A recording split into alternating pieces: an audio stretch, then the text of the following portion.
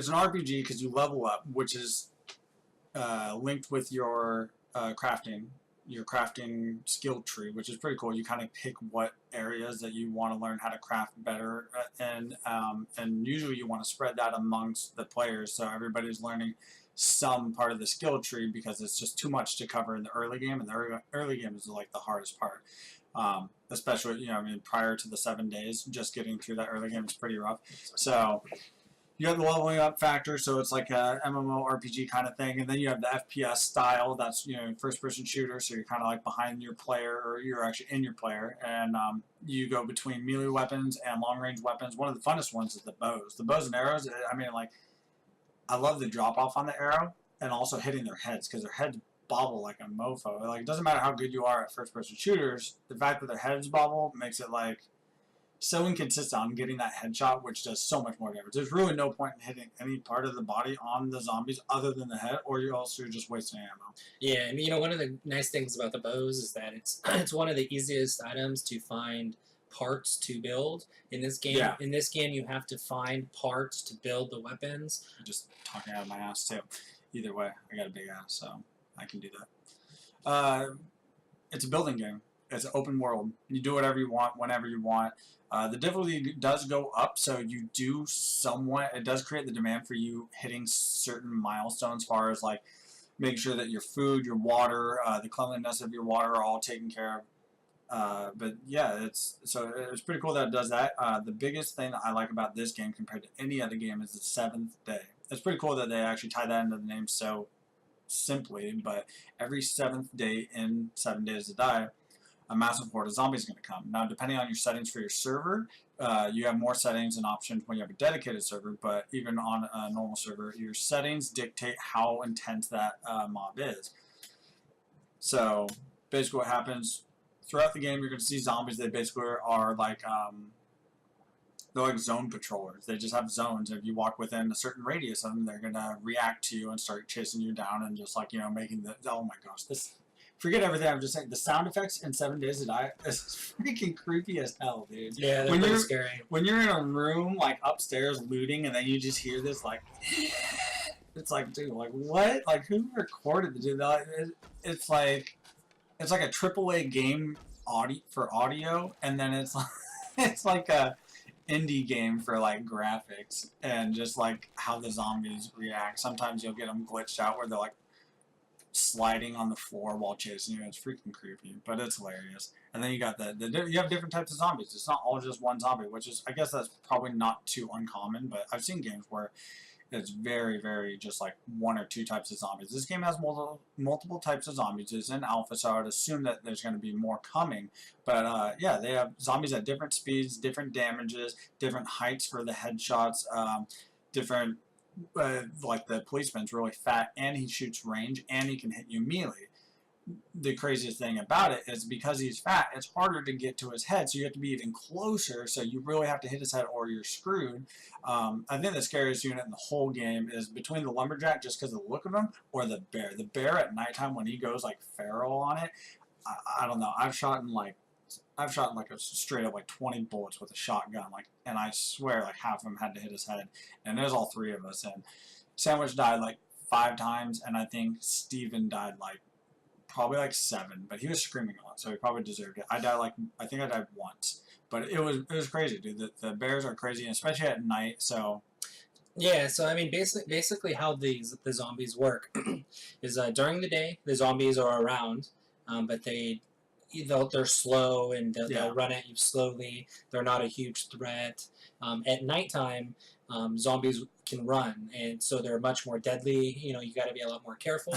And then basically how the game works is as time goes on in the game, the days progress. As the days progress, the zombies get stronger. But then why the game is called 7 Days to Die is because every 7th day in the game, at nighttime, there's a huge wave of zombies that will come at you. So basically what you have to do is you need to find a place you can build a base, and you need to fortify your base accordingly. You need to gather enough supplies, so for on that 7th day, you're ready for them. Yeah. And that's the cool thing, is you have these games, these creative open world games. You have games like let's see, you got Minecraft really comes to mind, and I just finished playing Terraria, Starbound. Like, you can build bases, but they have no purpose. You have these games where they're open world concept. You get to build bases, and you get to make them really cool. You want to like invest in, you want to like make them strong, sturdy structures, but realistically, the actual like demand for your base to be strong and actually sturdy to withstand like an attack. Yeah, I mean, like Minecraft, there is none. I mean, like you have like random roaming the little green guys that blow up if you don't do anything. You know, they just like start sizzling and blow up if you don't kill them quick enough. But this game, it's a horde of zombies. They're going to come to wherever your location is, and they will destroy everything. So it forces you to create a base not only to store all your stuff because your inventory is ridiculously limited. Like seriously, you could, you know, throw all your stuff in there, go out to, you know, I want to go to this building or this town.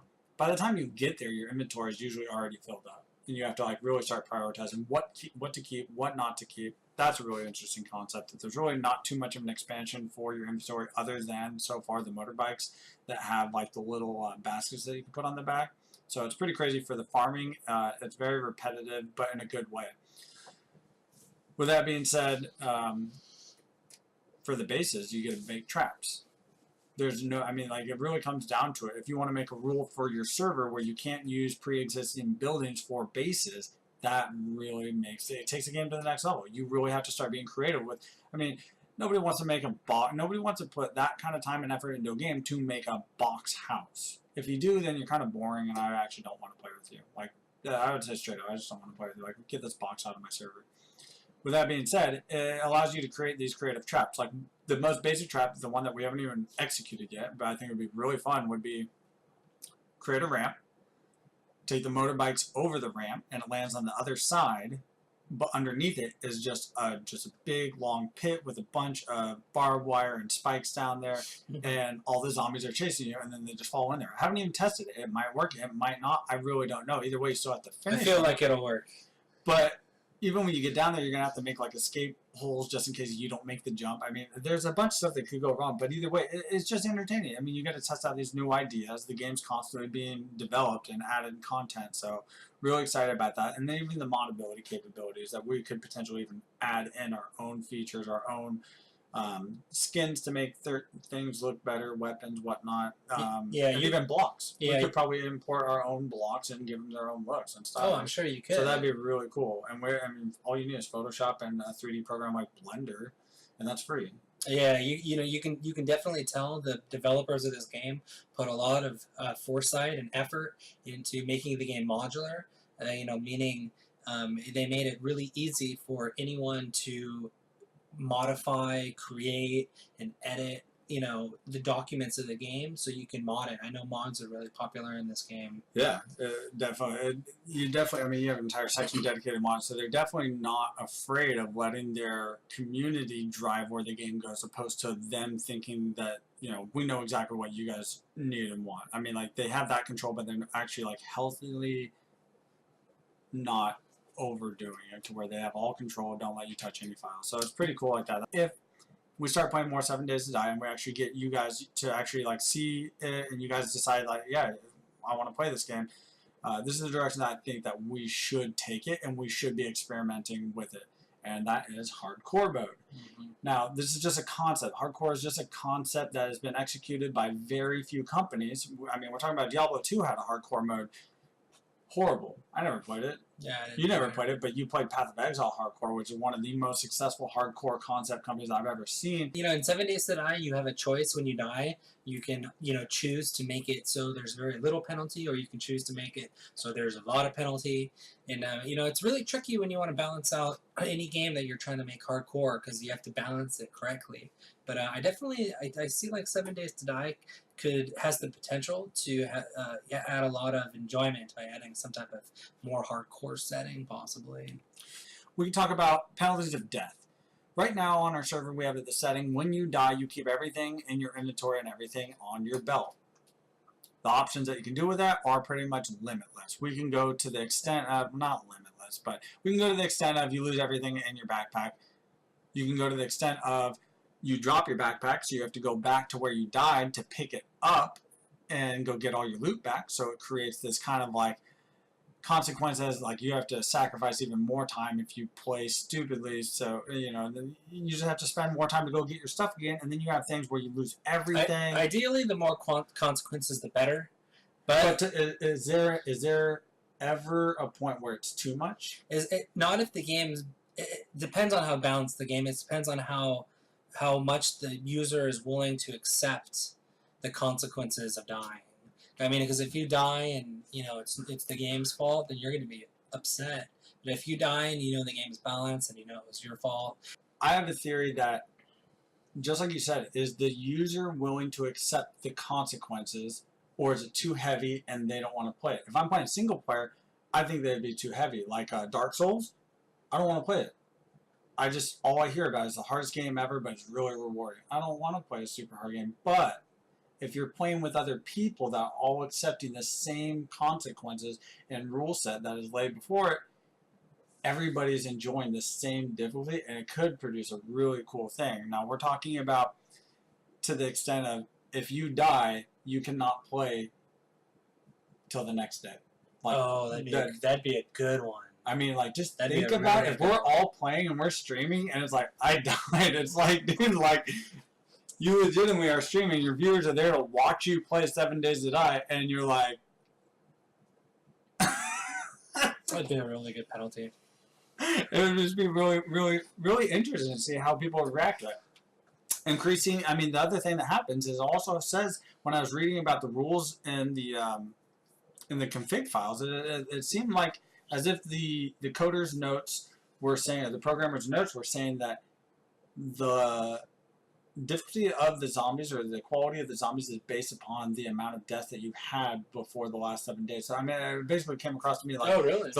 The less you die, the harder the zombies get. And I think, I mean, if you think about you putting, if we really look at a really, really enjoyable, realistic way and how to, put really intense consequences in there, it would make people, one, be much more intense about going in to fight zombies. Even though they kill them, whatever. I mean, like, it's not super hard to kill them because you just aim for the head and you're good. But at nighttime, holy crap, this is going to make you want to, like, stay inside your base, prepare better. Yeah. And then even your base creation, your traps, so, like, that's going to be the first thing that you do is make sure you have something for them to, like, fall into, so you have, like, some kind of control of the situation, rather than, I can handle, like, 5 zombies, but if anything more than that comes, dude, I'm just... Right, or I'm just going to die and I'm not going to care. Which is the Which that's the exact same thing, and I understand that, but there's an enjoyment to power leveling, there's an enjoyment to beating the game fast with cheats, but why do people know that there's cheats out there but not use them? Like, why is there a creative mode and sandbox mode in a lot of these games, but people still play the raw game? Because they like the consequence. They like the game difficulty.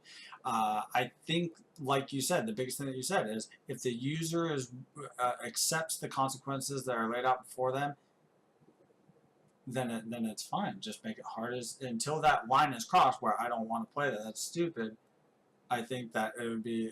you gotta push it. I think it would make the game better. I think the game is just, here's a platform of entertainment and enjoyment, and then there's a missed opportunity in increasing the value that you get out of playing on that platform.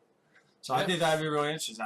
I think I would love to hear you guys' feedback on that, and just see what you guys think about this whole consequences hardcore mode that we're talking about. With that being said, this would be a very realistic thing that would be probably willing to launch with a nice little soft launch event, just everybody hopping in the server and we just start playing together. The coolest thing also on top of that is the PvP aspect. I love friendly fire, that you can be on this, you can be allies with them and still have friendly fire on. Like, they actually had that in concept, like, you can still hurt your allies. I love leaving that on because you're fighting zombies and it's getting all hectic, and then you have your back support player with a bow and he just happens to, like, shoot you in the face with an arrow, and it's like, dude, what the hell?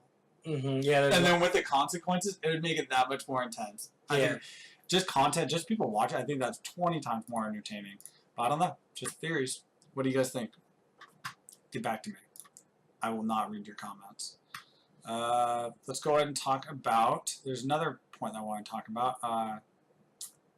Talk to me a little bit about the fact that this game's still in alpha. I want to hear your ideas on games that are sitting in alpha forever, and then games that are finished but don't update their games forever. I think it goes both ways. Yeah, well, it's very clear it can go either way. I mean, companies nowadays are trying to release their products as soon as possible because they know there's, demand. Like DayZ came out, in an early alpha stage, and I think it's still in alpha.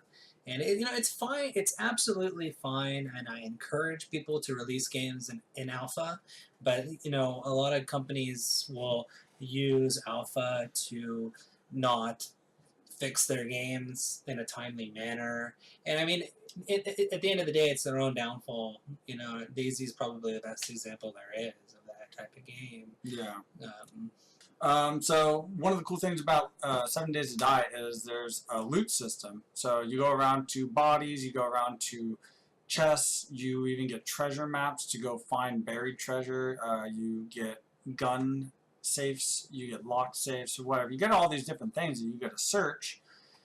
It's pretty funny how you actually get experience points for searching stuff. Oh, I didn't even It's like a skill that you can level up by searching stuff. It's pretty weird. I was like, oh my gosh, they just wanted to get the skill tree that much bigger. But anyways, you get like these random loot drops, and the best thing to get is usually schematics because it means that you can now craft new things. Or maybe entire guns. So yeah, entire guns and stuff like that. Because rare loot. Yeah, so one of the question I have about the looting system, I love looting, I love the randomness I can get in there, it's just excitement. But my question is, do you prefer knowing all the loot that you can get, therefore when you get something and you know that it's not the best thing, it kind of detracts from the epicness of the loot? If that's the most epic thing that you found so far, but you've done the research so you know there's better stuff, that for me detracts from the emotion that, oh, I just found something really epic, and you kind of enjoy that for a little bit. As long as you know it's epic. What if you just started playing and you found something really epic, and then you just use it? There's always that, but I think the latter really shows that for the most part, you by the time you played a little bit, you know when you found. I think that can like forego a couple. Well, instances. When I started playing PoE, I found an item. Within the first hour and a half playing, I found an item that was worth like 7 exalts. I didn't know it. I put it on a character and I died with it. And it took me about a month to realize that item was worth 7 exalts. I've never found an item worth half as much of it ever since I started playing again. Okay, but does that do you think that even with doing it? I mean, obviously that's a negative thing. Do you think that made it even more enjoyable of an experience or a story to remember by? Or do you think that, would you prefer to actually, look it up once you found it and see what it's worth and how good it is? Do you like knowing everything that's out there, or do you like the mystery of not knowing everything that's out there and just enjoying what comes to you? I like knowing whatever's out there as long as there's enough items in the game. Like, I wouldn't want to run into all the items and then that'd be it. So you really don't like the surprise of items. You just like knowing that you found a certain item and where it's actually at. So okay, that makes sense. Well, I don't really think there's a way of hiding from knowing what's out there. It's really up to the user. But nothing's more annoying than finding something good and then someone's like, yeah, I found that like first time I played, that's nothing. And it's like some dipshit that's been playing for like 500 hours by himself. It's like, yeah. All right, dog. Cool. Well, I think that does it for 7 Days to Die. So I think that does it for 7 Days to Die, everybody. If you guys have any comments, questions, anything you guys would like to see us talk about more in depth about 7 Days to Die, even some, we're going to start uploading some gameplay. I really like to see what you guys think about that hardcore stuff that we're talking about, because I think that's the only viable direction for it to go. Other than that, it's just going to be us streaming whenever we want to play the game. Yeah. So anyways, I'm Tover, and this is Mirage. Everybody, take it easy. And if it's easy, take it twice.